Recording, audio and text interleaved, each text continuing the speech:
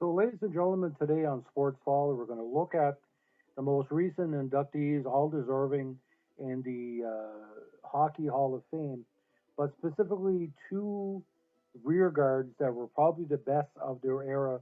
I mean, to 1980s into the early 1990s. Now, let's just go over the Hockey Hall of Fame inductees. Kenny Holland, not for player, of course, even though he was an okay goalie, mostly for executive time with Detroit.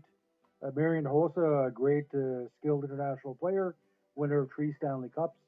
Jerome McGillna, Captain Canada in many ways, scored a lot of big goals and a lot of big plays for Team Canada, Calgary, all the teams he played with.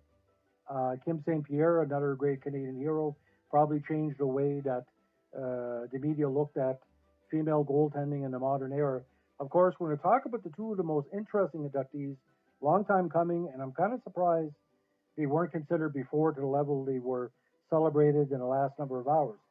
Now, Kevin Lowe and Doug Wilson, probably for a lot of people who grew up in the 1980s, either as people that reported on the league or followed the league, they were probably two of the most consistent defensemen in their styles of the era.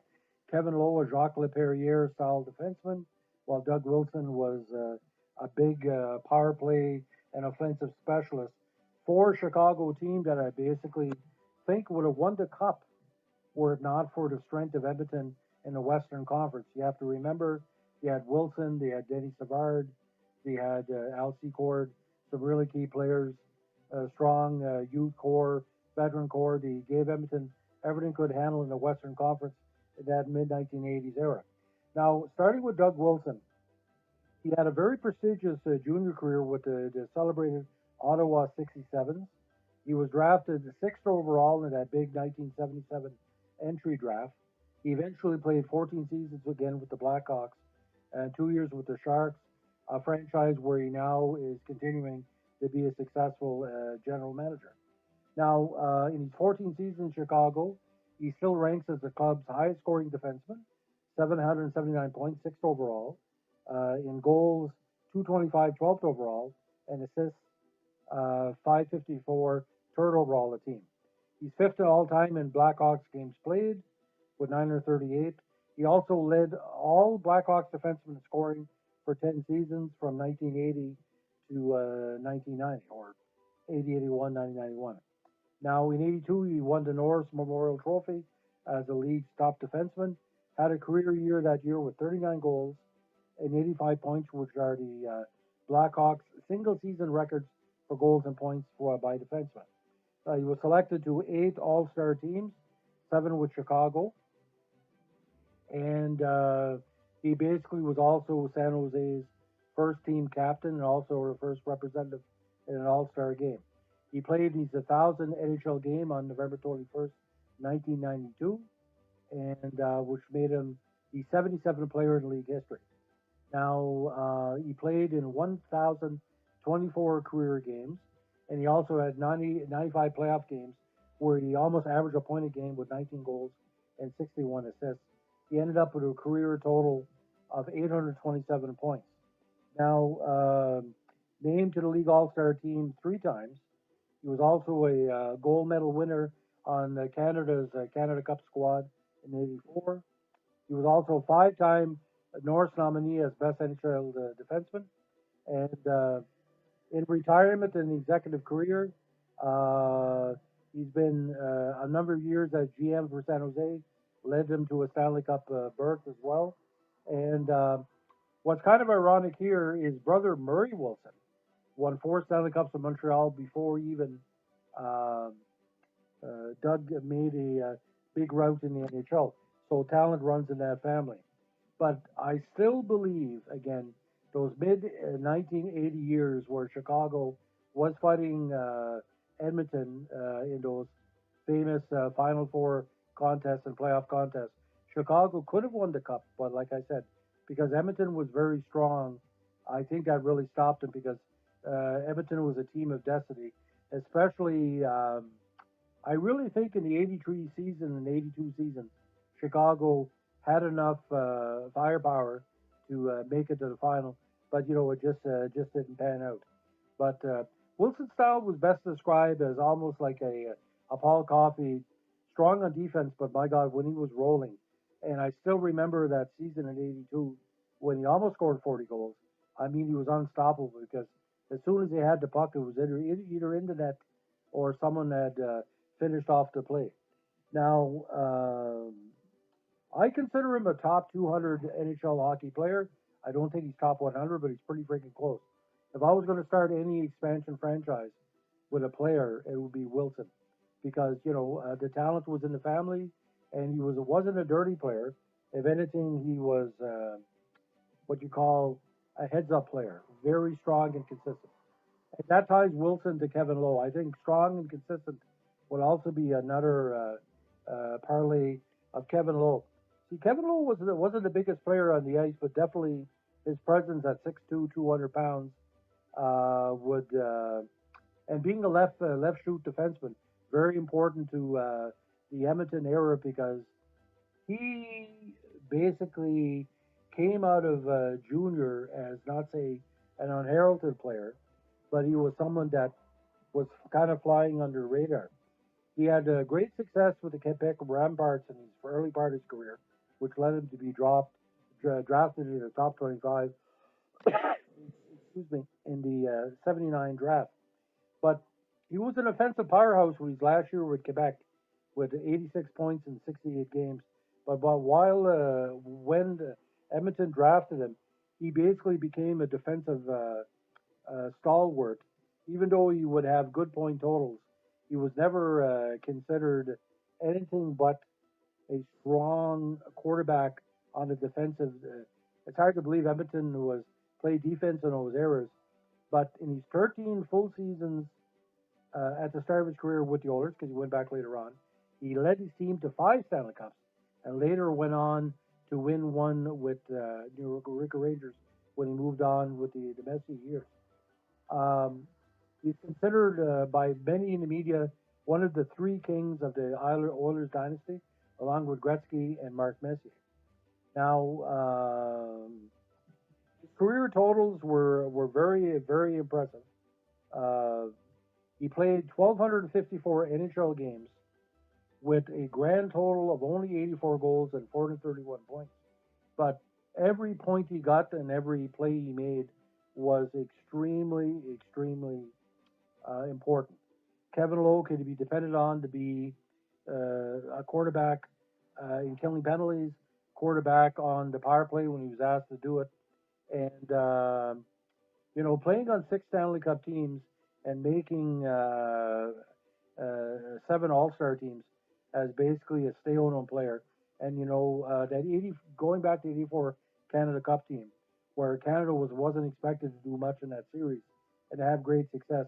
Wilson and Kevin Lowe hit the new level of their career with that victory because no one expected Canada to be extremely consistent.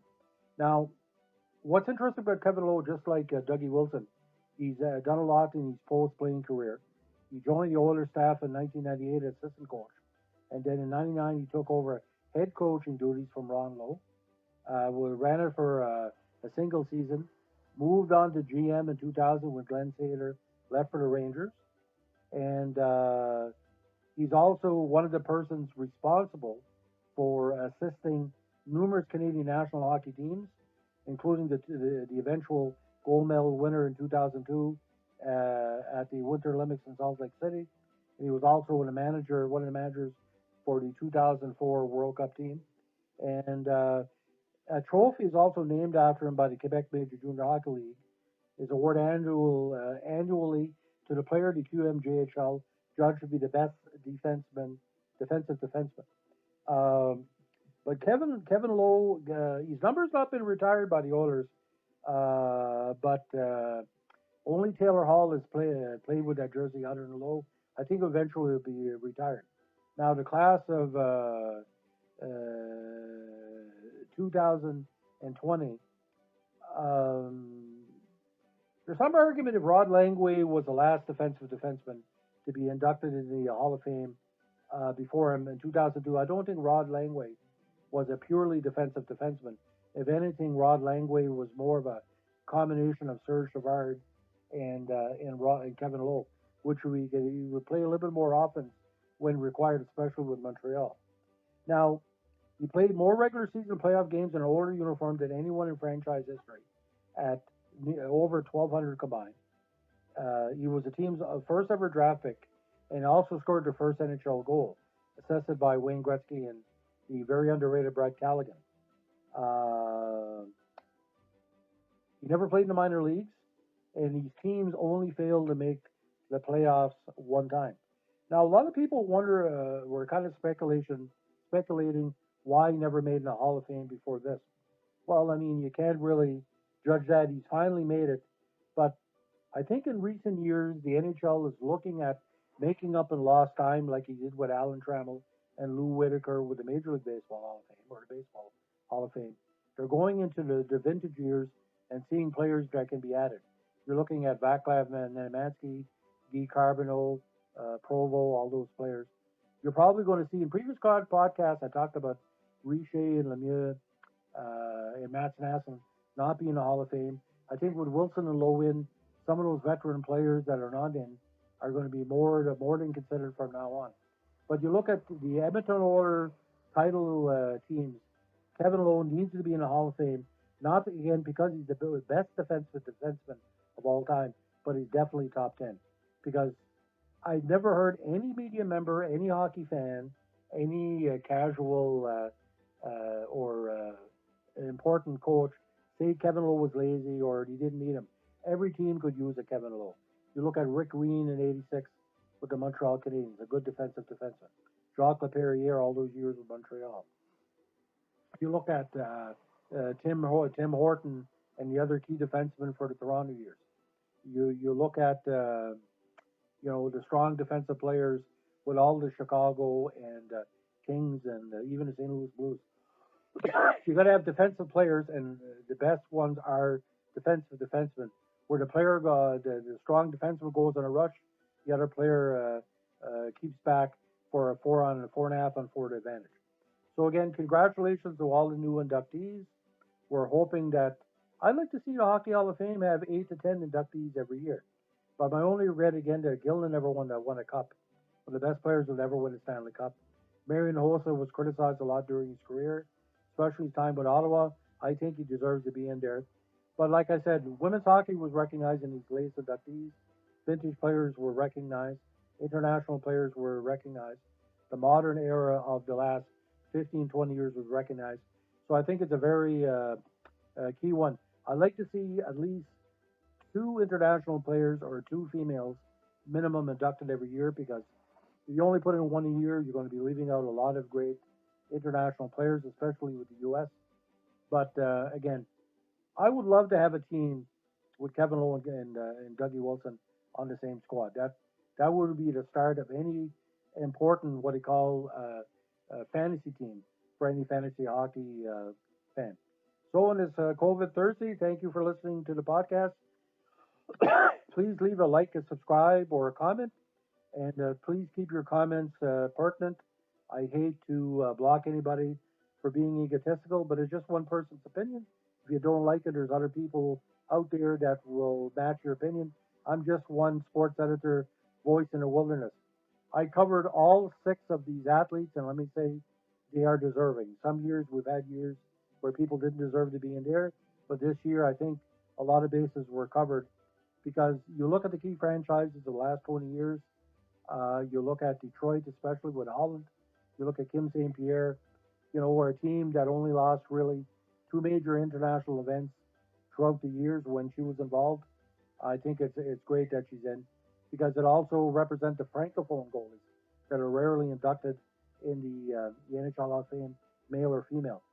We need more francophone goalies in the Hockey Hall of Fame, because that was the great creation of the Q League and the female leagues, the great francophone goalies of the 80s, 90s, and 2000s, 2010. Also Manon Riom and players like that. So again, happy days, stay cool, and keep your stick in the ice. Bye.